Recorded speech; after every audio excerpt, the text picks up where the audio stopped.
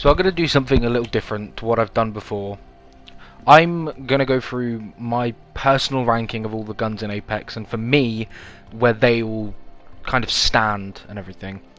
I do like a lot of the guns in Apex, but there are a couple that I just physically cannot use, and therefore for me, they're at the bottom because I just can't get any value out of using them. But I just figured that this would be a cool video to do. It'd just be something different, and it's... I don't know, just something that you can kind of, I guess, gauge my play style and whatever from seeing the guns that I use. And yeah, I just feel as if it's going to be a decent-ish video, and I have running out of ideas. I'm running out of clips to make compilations, shit, and everything as well. So I just figured that this was another cool kind of idea that I could possibly do. So let's get into it. So in the first category, which is category D, we have the Havoc without the turbocharger, the Mozambique, and the P2020 without their hammer point hop-up respectively. Now I think for the P2020 and the Mozambique without hammer points, it's fairly self-explanatory as to why they are in the bottom list, or the bottom of the list. They're just not good weapons, and it really shows when you don't have the hop-ups. They just don't do enough. I guess that the Mozambique, yes, it has the potential to hit for a good amount, but it's not enough, and it really isn't enough, and you really shouldn't be using it, in my opinion, without the hop-up, unless it's, for example, the start of the game and it's all you've dropped on and it's all you have. In that case it's fair enough, but I think in any other situation you want to drop it. But the Havoc without the turbocharger, that's where the kind of bottom line is drawn there. I can't use it, which that's really all I can say. I just can't use the weapon, which is why for me it's in the bottom. It's a good weapon in the capable hands of other people, but for me it's just not good for me. I can't use it.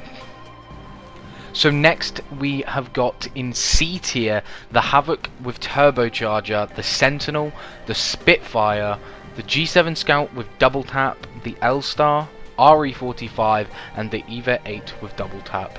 I cannot count the amount of times that I've had to redo this. So just like the last entry, the Havoc is just slightly better for me with the turbocharger.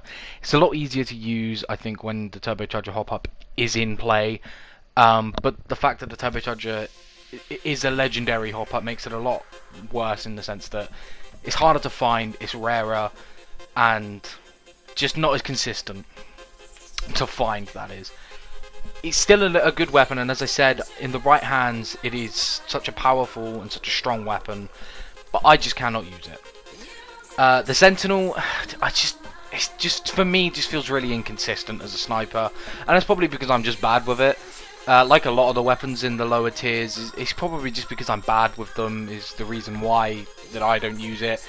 But I just feel like the Sentinel isn't as consistent as some of the other snipers that are, for example, higher up on this list, or a certain weapon that is not a sniper anymore, but is just as consistently strong as any of the other snipers.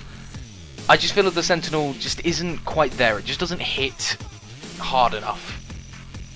The Spitfire is another one of those weapons for me. It just doesn't feel consistent. And again, that's probably because I can't use it. I'm probably just not very good with it, but it just does not feel consistent enough.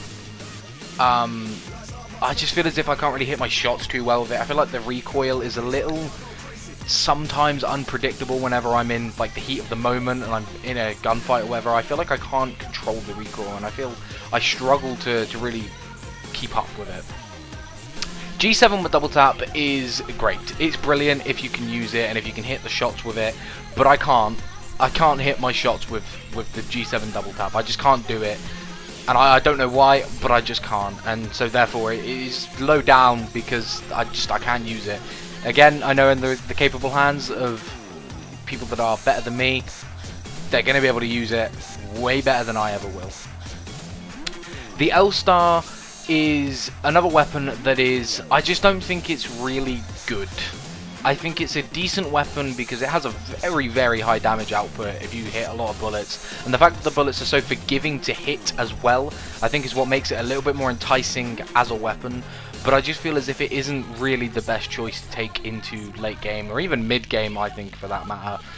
people may disagree, and that's completely fine. That is their opinion, but in my opinion, it just doesn't work for me. But it's still a good weapon nonetheless. So if I drop on it at the start of the game, I'm genuinely not too annoyed about that. I feel like it's a decent gun.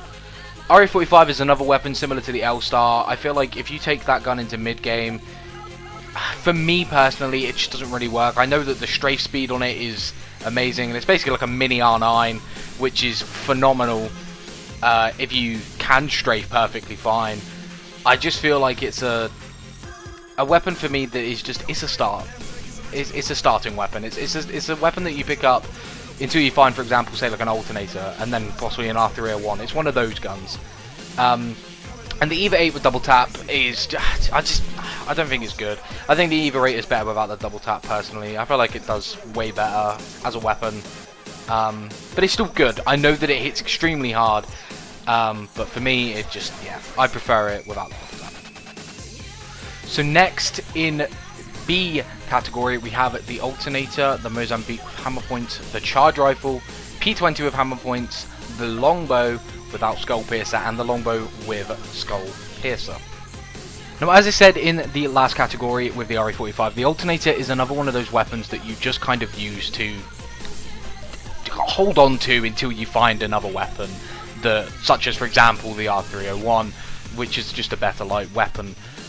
It's a good weapon, and you can definitely take it into late game, and I feel as if it's gotten me out of a couple fights, and it's gotten me a couple wins and stuff like that. So I feel like it is a very good weapon, and it is a weapon that you should possibly consider picking up more, because it is good. The Mozambique hammer points and the P20 hammer points are also two weapons that, again, I feel like are very consistent. You can definitely take these weapons into the late game, and you're going to do fine with them as long as you can hit your shots. They're brilliant. I personally prefer the P20 with hammers simply for the fact of the spamming ability. I think I prefer the spamming of the P20 and the fact that you can trigger finger it, basically. The charge rifle, the longbow, they're two really good snipers. I personally prefer the longbow out of the two. Because I feel like I'm better with it, because the charge rifle just feels cheap whenever I use it. It's a very good weapon, and obviously if it's a good weapon, I can't really feel cheap for using it, because it's in the game. If I get it, I'm going to have to use it, you know. But I feel as if it's a good weapon, and I feel as if it definitely should, you know, be used more, I guess, because it's very strong. It's a very powerful weapon. But I do just kind of prefer the longbow, because I feel as if the longbow is just a bit more consistent, you know. I feel as if there is a bit more consistency, I feel, with the longbow, and that's obviously for personal reason.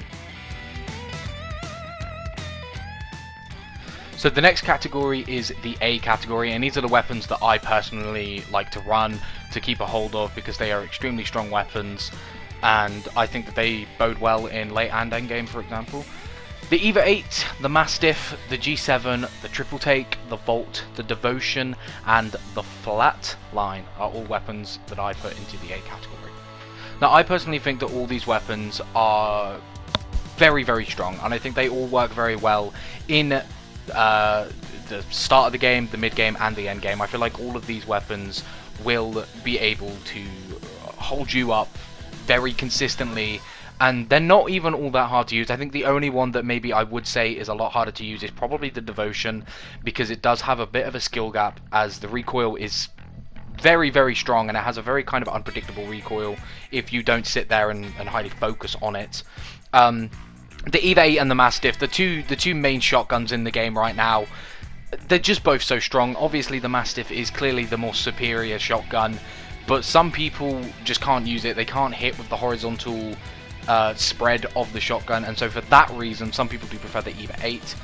I think I do prefer the EVA 8. I think that I'm a bit more consistent with the EVA, but when I can hit the Mastiff shot, it obviously is more the better weapon. The G7 is a weapon I've never also really been able to use, but I've been starting to use it a little bit more recently, just simply so that I can get better with the weapon, and just because it hits so fucking hard. The Triple Take, what can I say, the best sniper right now since the recent buff. It's just so fucking strong. There's nothing else to say. It's just so fucking strong. It's just nothing else. That's it, really. The Volt and the Devotion. The Volt is very clearly the best SMG in the game.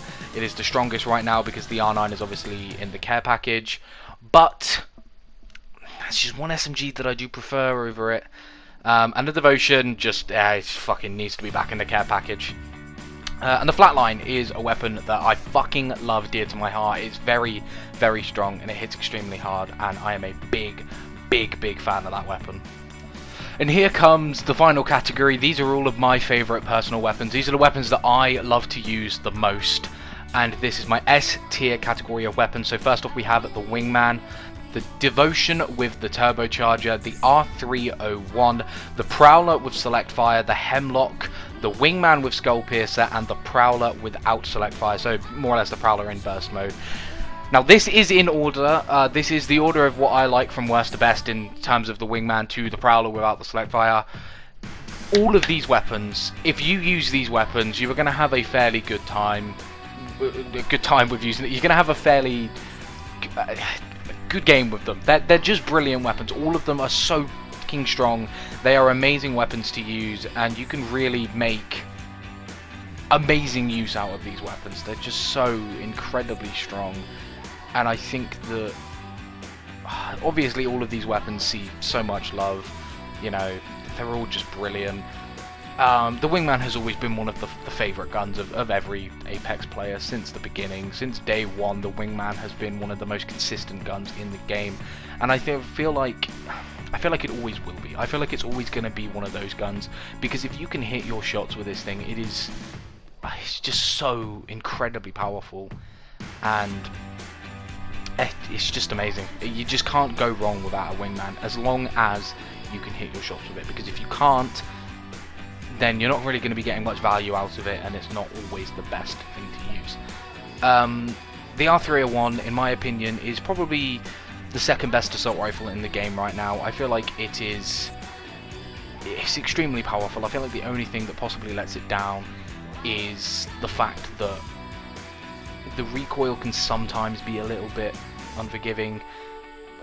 Not really, but because more or less it just basically goes up more or less and slightly to the left. So you just have to pull down, or at least on console anyway, you just have to pull down on the stick, on the joystick, and slightly to the right, and that's really all that you have to do. And I feel as if it's the most forgiving assault rifle. It's the most consistent. I personally feel as if the Hemlock and the Flatline are the two strongest assault rifles, simply for the fact that they just kill incredibly quickly. They are so strong, so powerful, and for that reason I feel like they are the two top assault rifles personally. And for the creme de la creme, I guess, of my favourite weapons, it's the Prowler. It's such a consistently good weapon, in burst mode mind you. I don't mind it with the Select Fire on, but I just prefer it in burst. I feel like I'm a lot better with it in burst mode. I'm more consistent, and I hit my shots a little bit better in burst, which I think is why I personally prefer it in the burst mode. But it's just an amazing weapon, and I think it always will be. I'm hoping that in Season 7 they don't nerf the burst too much, because it is by far my favourite out of all of the SMGs, I think, bar the R9, which, speaking of the R9, let's go into the next category, which is just all the care pack weapons. You can't put the care pack weapons in any tier other than their own right at the top, because they're all just the strongest weapons in the game. The R9, the Kraber, and the Peacekeeper are all amazing weapons, and if you pick up these weapons you are going to kill somebody because they're just all amazing. The R9 has very consistently always been the go-to weapon for anybody really in Apex. It's always been insanely strong, which I feel like is why they decided to put it into the care pack, along with the fact that they brought out the Vault, which was obviously a new SMG. They wanted to switch up the meta, and because if they kept the R9 in with the Vault there, people would probably still stick with the R9, because it is just the better weapon, in my personal opinion. The Kraber is obviously never leaving the care pack. It's a one-shot sniper to the head. You just can't not use it. And then the Peacekeeper, obviously, very consistently strong. So that was my, I guess, tier list of weapons, in a way, of Apex weapons. I really hope you enjoyed it, and I hope that you now get a bit more of an understanding of my playstyle in a way, and I hope that this was fun. So, yeah, thank you for watching.